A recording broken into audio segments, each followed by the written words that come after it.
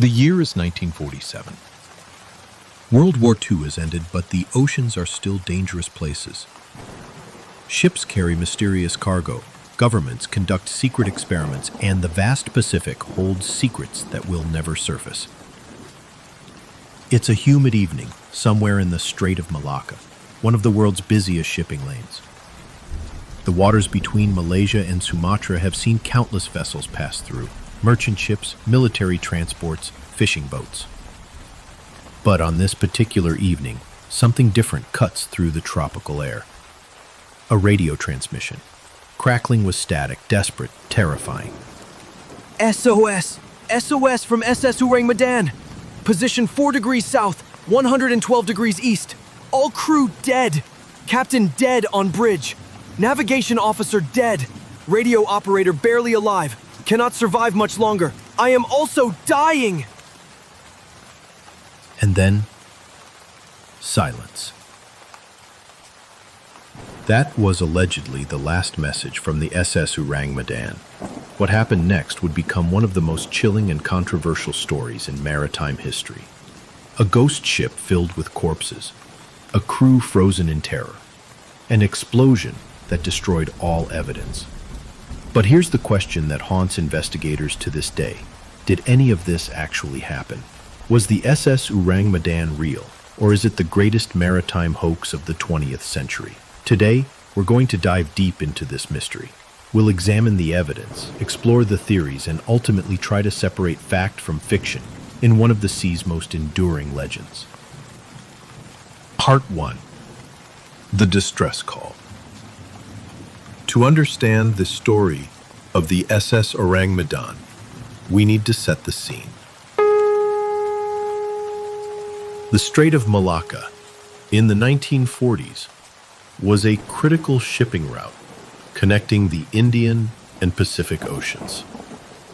This narrow waterway, barely 25 miles wide at its narrowest point, was a bottleneck for international commerce. In the aftermath of World War II, these waters were particularly busy. Ships carried everything from raw materials to finished goods, from refugees to military supplies. The region was also politically unstable, with independence movements brewing in Indonesia and Malaysia. It was into this complex environment that multiple ships reportedly received the distress call from the SS Ourang Medan. According to the legend, it wasn't just one vessel that heard the transmission. Several ships in the area picked up the signal simultaneously. The most prominent responder was, allegedly, the American merchant vessel, Silver Star. Her captain, whose name varies depending on the source, was described as an experienced mariner who had sailed these waters for years. When the distress call came through, he didn't hesitate. But let's pause here for a moment and examine this distress call more carefully. The message itself is chilling in its progression. It starts with the standard maritime distress signal, SOS, followed by the ship's identification and position, standard procedure. But then it takes a dark turn. All crew dead. Not crew injured or taking on water or any of the typical emergency situations. Dead. All of them. The message continues with specific details. Captain, dead on bridge. Navigation officer, dead. These aren't the words of someone in a typical maritime emergency. This is someone describing a scene of total devastation. And then comes the most haunting part. I am also dying. The radio operator, presumably the last person alive on the ship, is succumbing to whatever killed the rest of the crew. His final transmission cuts through the static like a voice from beyond the grave. According to the story, several radio operators across the region tried to re-establish contact with the SS Ourang Medan, but there was no response. The ship had gone silent, drifting somewhere in the vast waters of the Strait of Malacca. Part 2. The Search and Discovery. The Silver Star, along with other vessels in the area, immediately changed course to locate the distressed ship. In maritime tradition, helping a vessel in distress isn't just good practice, it's an absolute obligation. The sea is unforgiving, and today's rescuer might be tomorrow's victim. The search took several hours. The coordinates provided in the distress call led them to a general area, but finding a single ship in the vast ocean is never easy. Finally, as the sun began to set, they spotted her. The SS Ourang Medan appeared on the horizon like something from a nightmare. The ship was intact. No visible damage to the hull. No signs of fire or explosion. But something was wrong. Terribly wrong. The vessel wasn't responding to signals. No lights flickered from the bridge. No crew members could be seen on deck.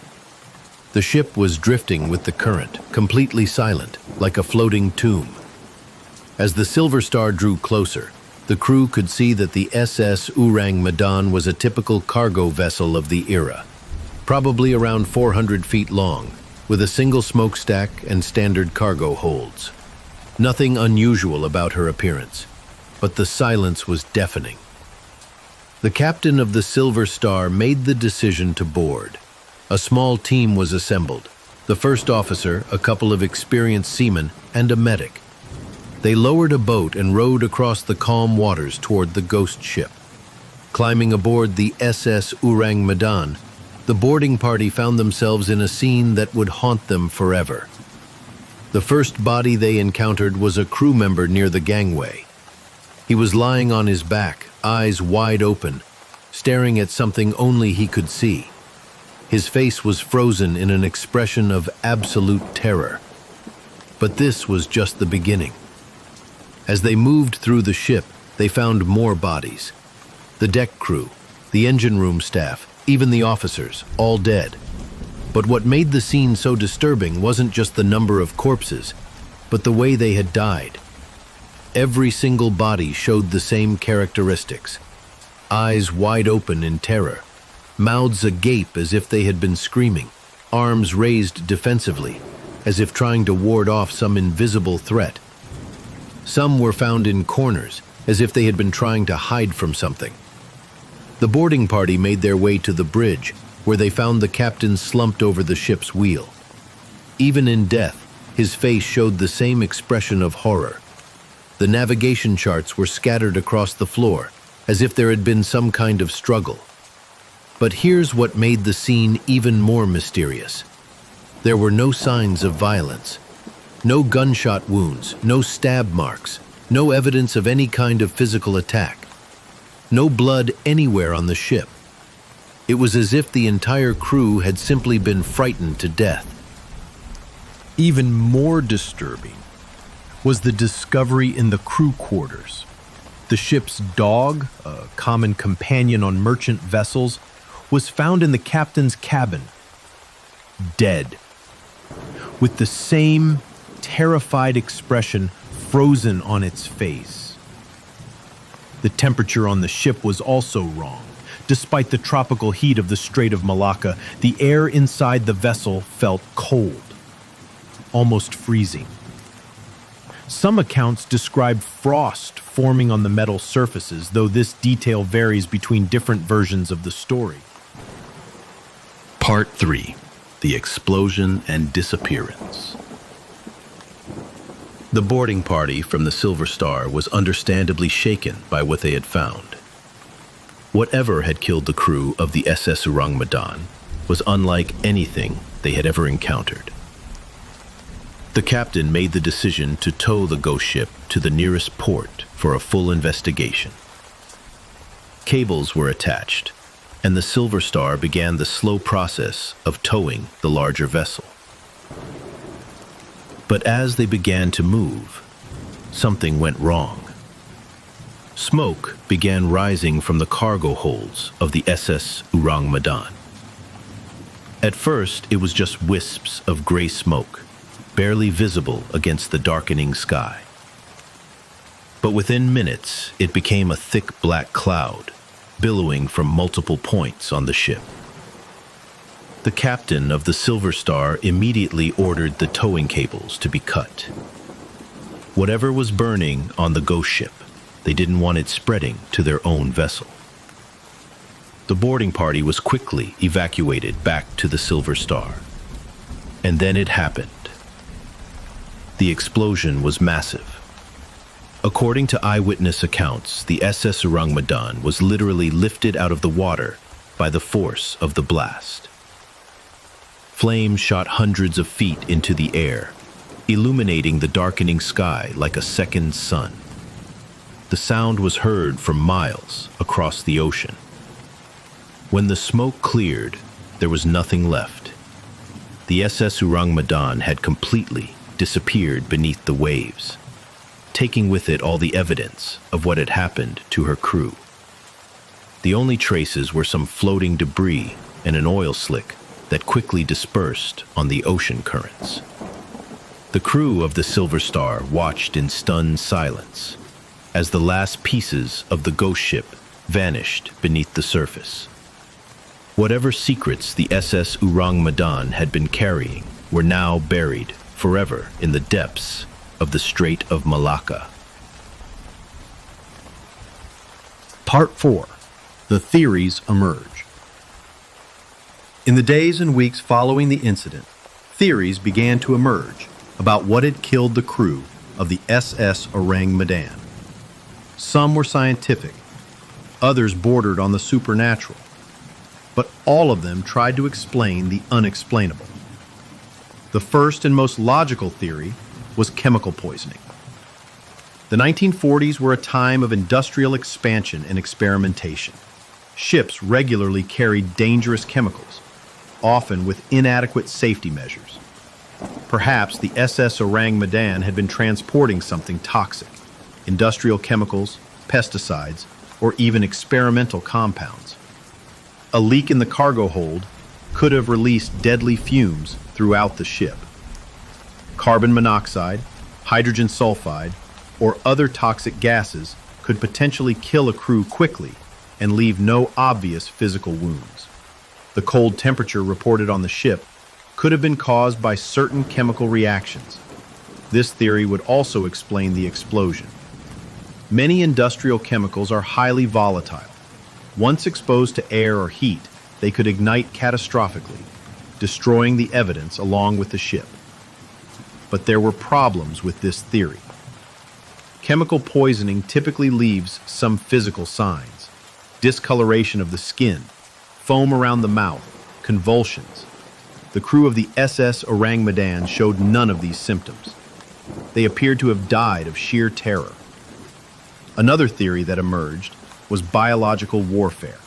The late 1940s were the beginning of the Cold War, and various governments were experimenting with biological weapons. Perhaps the SS Ourang Medan was carrying some kind of experimental pathogen that escaped containment. Certain biological agents can kill quickly and leave minimal physical traces. Some nerve agents can cause the kind of terrified expressions found on the victims as they attack the nervous system and cause extreme psychological distress before death. The explosion could have been a deliberate act.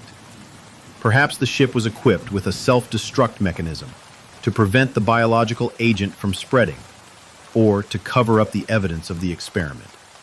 This theory gained some credibility when researchers discovered that several governments, including the United States and Soviet Union, were indeed conducting biological weapons research during this period. Ships were sometimes used as mobile laboratories, far from prying eyes. But again, there were inconsistencies. Biological weapons typically spread through contact or airborne transmission. Why would the entire crew die simultaneously? And why would even the ship's dog be affected in the same way? A third theory focused on the cargo itself. Some accounts suggested that the SS Ourang Medan was carrying a shipment of nitroglycerin or other unstable explosives. Nitroglycerin is notoriously sensitive to temperature changes, vibration, and shock. Perhaps the explosive cargo had begun to leak, releasing toxic fumes that killed the crew.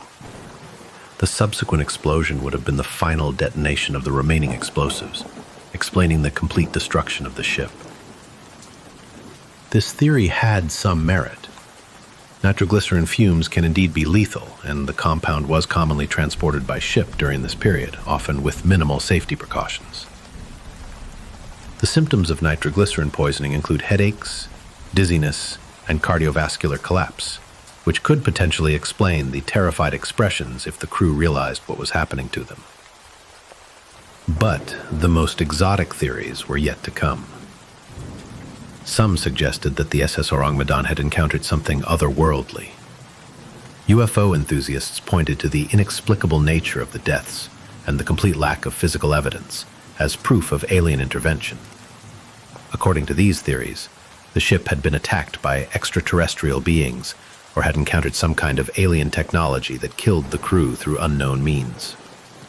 The explosion was either caused by alien weapons or was a human attempt to destroy evidence of the encounter. While these theories might seem far-fetched, they gained some traction because of the truly inexplicable nature of the incident. How else could an entire crew die simultaneously with no apparent cause? Other supernatural theories emerged as well. Some suggested that the ship had been cursed or had encountered some kind of malevolent spirit. The waters around Indonesia and Malaysia have a rich tradition of maritime folklore, including stories of ghost ships and supernatural encounters. Part 5. The investigation begins. But as these theories swirled around the maritime community, a few investigators began asking a more fundamental question. Did the SS Ourang Medan actually exist? This question led to one of the most thorough maritime investigations of the 20th century. Researchers began digging into shipping records, insurance documents, and port authorities across the world, looking for any trace of the mysterious vessel. The first place they looked was Lloyd's Register of Shipping, the definitive record of commercial vessels. Established in 1764, Lloyd's Register has maintained comprehensive records of virtually every merchant ship in the world. If the SS Ourang Medan existed, it should be listed there, but it wasn't. There was no record of any ship named SS Ourang Medan in Lloyd's Register, not in 1947, not in any other year. No registration number, no ownership records, no insurance policies. Investigators then expanded their search to include Dutch shipping records, since the ship was allegedly Dutch registered. Again, nothing. The Netherlands had meticulous records of their merchant fleet, but no SS Ourang Medan appeared in any official document. They checked port records from Singapore, Jakarta, and other major ports in the region. Ships are required to register their arrivals and departures, cargo manifests, crew lists, but there was no record of the SS Ourang Medan ever visiting any port in Southeast Asia. The investigation then turned to the alleged rescue ship, the Silver Star. This vessel did exist and was properly registered, but when investigators tried to contact crew members who might have witnessed the incident, they hit another dead end. Some crew members had died in the intervening years, others had moved on to different ships or careers. Those who could be located either had no memory of the incident or flatly denied that it had ever happened. The captain of the Silver Star, when finally tracked down, claimed no knowledge of ever encountering a ghost ship. Either he had forgotten the most dramatic incident of his maritime career, or it had never happened at all. As the investigation continued, more inconsistencies emerged. Different versions of the story gave different dates. Some said 1947, others 1948. The location varied as well. Sometimes it was the Strait of Malacca, sometimes the South China Sea, occasionally even the Indian Ocean. The number of casualties changed between accounts. Some versions claimed the entire crew died, others mentioned survivors. The name of the rescue ship varied too. Sometimes it was the Silver Star, sometimes other vessels. These inconsistencies are typical of urban legends and folklore, where details change as the story is retold. But they're not characteristic of real historical events, which tend to have consistent, verifiable details. The breakthrough came in 1959, more than a decade after the alleged incident. A British newspaper, the Grimsby Evening Telegraph, published what appeared to be a first-hand account of the SS Ourang Medan incident. The article claimed that a German sailor named Karl Kruger had washed ashore on the Marshall Islands and told a different version of the story. According to Kruger, he was the sole survivor of the SS Ourang Medan disaster. But when investigators tried to verify this account, They again found nothing. No hospital records of treating a German sailor on the Marshall Islands, no immigration documents, no follow-up interviews with Kruger himself. It became increasingly clear that the SS Ourang Medan was not a real ship, but rather a maritime legend that had grown in the telling. Part 6. The Birth of a Legend. So how did the story of the SS Ourang Medan come to be? The answer lies in understanding how maritime folklore develops and spreads. The shipping industry has always been a source of stories and legends. Sailors, spending months at sea with little entertainment, are natural storytellers. They share tales of strange encounters, mysterious incidents, and unexplained phenomena they've witnessed on their voyages. These stories serve multiple purposes. They provide entertainment during long, boring voyages. They offer cautionary tales about the dangers of the sea, and they create a sense of shared experience among sailors from different countries and backgrounds.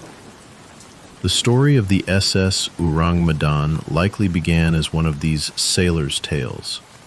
Perhaps it was inspired by a real incident, a ship that suffered casualties due to toxic cargo, or a vessel that exploded and sank with mysterious circumstances. The late 1940s were indeed a dangerous time for shipping. World War II had left the oceans littered with mines, unexploded ordnance, and dangerous cargo. Ships were often carrying experimental chemicals, surplus military supplies, and other hazardous materials with minimal safety precautions. There were several real incidents during this period that could have inspired the Ourang Medan legend.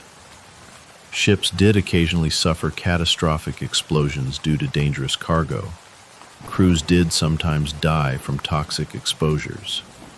The basic elements of the story weren't entirely fictional, but as the story was retold from sailor to sailor, from port to port, it grew in the telling. Details were added, embellished, made more dramatic. The mysterious death of a few crew members became the mysterious death of an entire crew. A cargo explosion became a supernatural mystery. The story gained further credibility when it began appearing in print. Maritime magazines, newspapers, and eventually books repeated the tale as if it were established fact. Each retelling added new details and gave the story more apparent authenticity. By the 1950s and 60s, the SS Ourang Medan had become a staple of maritime mystery collections. Authors wrote about it as if it were a documented historical incident, citing other published accounts as their sources. This created a circular chain of references that made the story appear well documented, even though it had no basis in verifiable fact. The internet age has only amplified this effect. The story of the SS Ourang Medan has been repeated thousands of times online, often with increasingly dramatic details.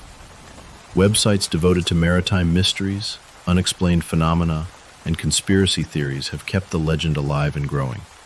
Today, the SS Ourang Medan is arguably more famous than many real ships that actually existed and had genuine historical significance.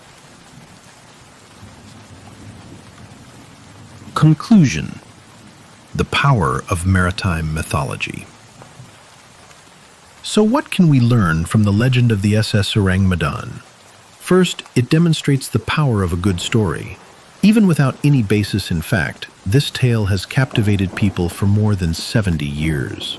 It combines elements that appeal to our deepest fears and fascinations: mystery, death, the supernatural, and the vast unknown of the ocean.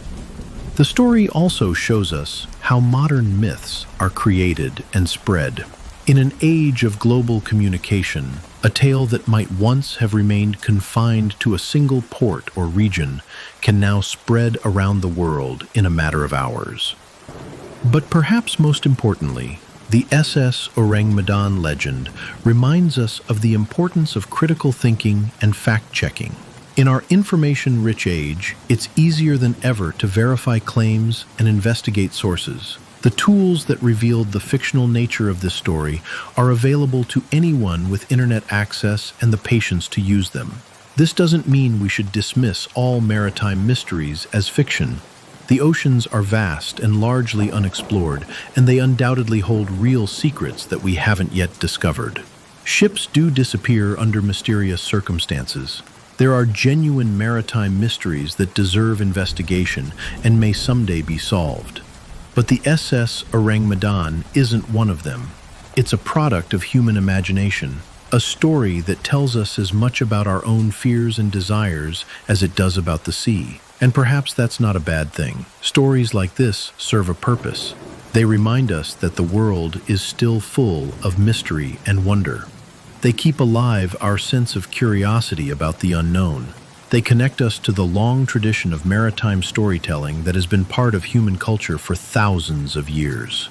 The SS Ourang Medan may not have been real, but the human need for mystery, for stories that make us question what we think we know about the world, that need is very real indeed. So the next time you hear a story that seems too strange to be true, remember the SS Ourang Medan. Ask questions. Check sources, but also appreciate the story for what it is, a window into the human imagination and our eternal fascination with the unknown. The sea keeps its real secrets well enough. We don't need to invent new ones.